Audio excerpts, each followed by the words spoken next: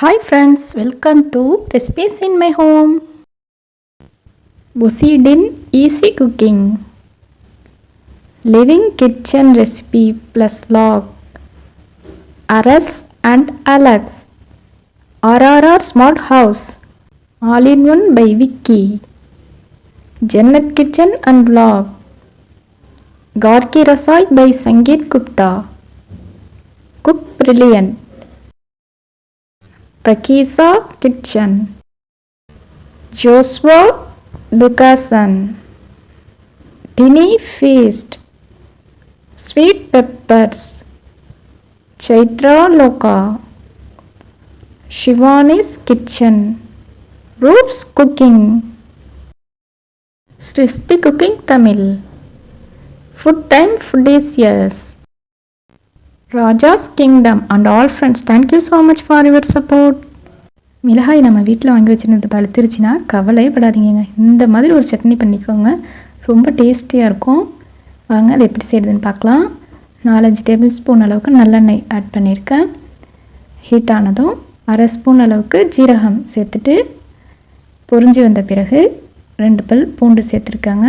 Video கொஞ்சம் கூட skip பண்ணாமல் பாருங்கள் ஃப்ரெண்ட்ஸ், அப்போ தான் நான் செஞ்சுருக்கிறது போல் கரெக்டாக செய்ய முடியும்.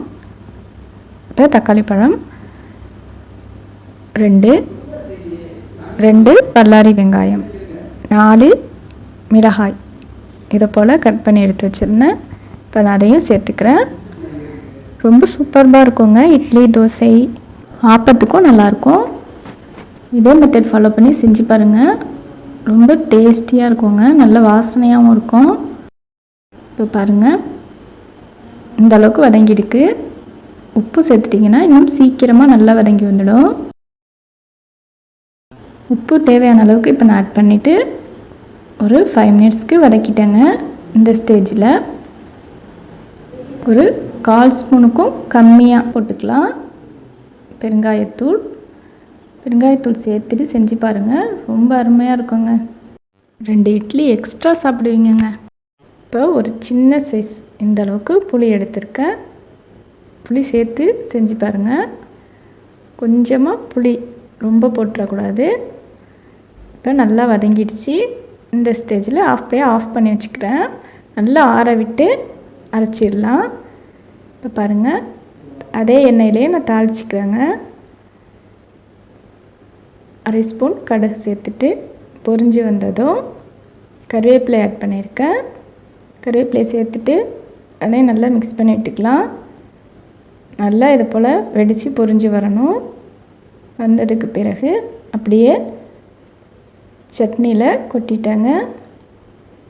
இப்போ பாருங்கள் ஃப்ரெண்ட்ஸ், கொஞ்சம் தண்ணியும் ஆட் பண்ணிவிட்டு அரைச்சிருக்கேன். ரொம்ப சூப்பராக வந்துருந்துச்சு. மிளகாய் பழ சட்னி ரெடி ஆகிடுச்சு. ரொம்ப சூப்பர்பான இந்த சட்னி தோசையோடு சாப்பிட செம்மையாக இருந்துச்சுங்க. இப்போது நம்ம காஞ்ச மிளகாய் யூஸ் பண்ணுவோம்.